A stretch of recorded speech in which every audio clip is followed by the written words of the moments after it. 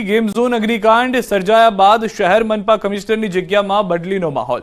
Game zone કાંડ બાદ માત્ર 7 મહિનામાં મહાનગરપાલિકાના 2 કમિશનરોની થઈ બદલી, ત્યારે હવે રાજકોટના 34મા કમિશનર તરીકે મૂળ સુરેન્દ્રનગરના વતની અને રાજકોટમાં જન્મેલા તુષાર સુમેરાએ મનપા કમિશનરનો ચાર્જ સંભાળ્યો।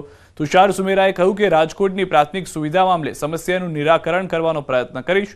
વધુમાં કહ્યું, પ્લાન પાસ અને બાંધકામ પરવાનગી અંગેના નિયમો હળવા કરીને કામગીરી ઝડપી કરીશ। રાજકોટ શહેરમાં હું મોટો થયો છું, મારું જાણીતું શહેર છે।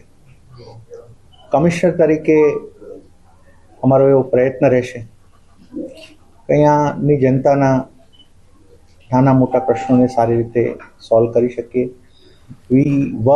સમાચાર વટવા જીઆઈડીસીમાં વિકરાળ આગ લાગી છે। કેમિકલ કંપનીમાં લાગેલી આગ કાબૂમાં, એક વ્યક્તિને સામાન્ય ઈજા થઈ છે। વટવા જીઆઈડીસીમાં ફેઝ 1માં આવેલ રોયલ કેમિકલ કંપનીમાં વિકરાળ આગ લાગી છે। હાલના જે દ્રશ્યો આપ જોઈ રહ્યા છો, કયા કારણોસર આગ લાગી તે જાણી શકાયું નથી, પરંતુ જીઆઈડીસીની અંદર આ વિકરાળ આગને લઈને ફાયરની ટીમ ઘટના સ્થળે અને આગ પર કાબુ મેળવવાના પ્રયાસ શરૂ।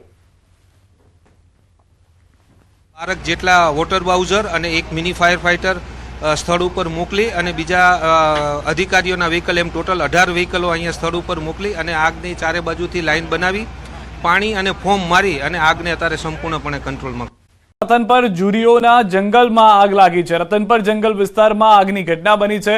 પોરબંદર ફાયર બ્રિગેડની ટીમે ઘટના સ્થળે આગને કાબૂમાં લેવા માટે પ્રયાસ કર્યા છે। હાલમાં પ્રયાસ જે છે તે જોવા મળી રહ્યા છે। દ્રશ્યોમાં આપ જોઈ રહ્યા છો કે સતત પ્રયત્ન કરવામાં આવી રહ્યા છે। વધુ જાણકારી ન્યૂઝ 18 સંવાદદાતા પ્રતિશ પાસેથી મેળવીશું। શું પરિસ્થિતિ છે હાલમાં અને કઈ રીતે આગને કાબૂમાં લેવામાં પ્રયાસ થઈ રહ્યા છે?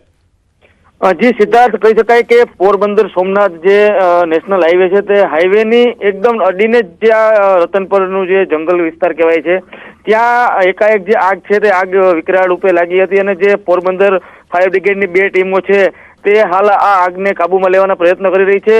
સિદ્ધાર્થ, મહત્વની વાત છે કે આ જે વિસ્તાર જે છે ત્યાં જુરીઓના જંગલ આવેલા છે, તેમજ મોટી જે કહી શકાય કે વિસ્તાર છે આ જે જંગલ વિસ્તાર, ત્યાં અવારનવાર આગ લાગે છે।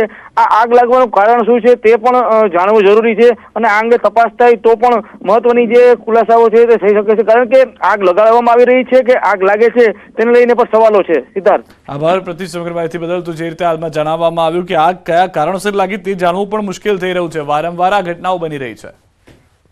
સમાચાર વટવા જીઆઈડીસીમાં વિકરાળ આગ લાગી છે। કેમિકલ કંપનીમાં લાગેલી આગ કાબૂમાં, એક વ્યક્તિને સામાન્ય ઈજા થઈ છે।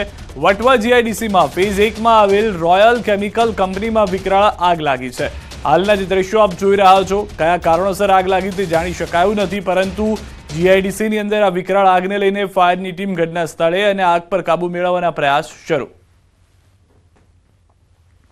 12 જેટલા વોટર બાઉઝર અને એક મિની ફાયર ફાઇટર સ્થળ ઉપર મોકલી અને બીજા અધિકારીઓના વ્હીકલ એમ ટોટલ 18 વ્હીકલો અહીંયા સ્થળ ઉપર મોકલી અને આગની ચારે બાજુથી લાઈન બનાવી પાણી અને ફોમ મારી અને આગને અત્યારે સંપૂર્ણપણે કંટ્રોલમાં।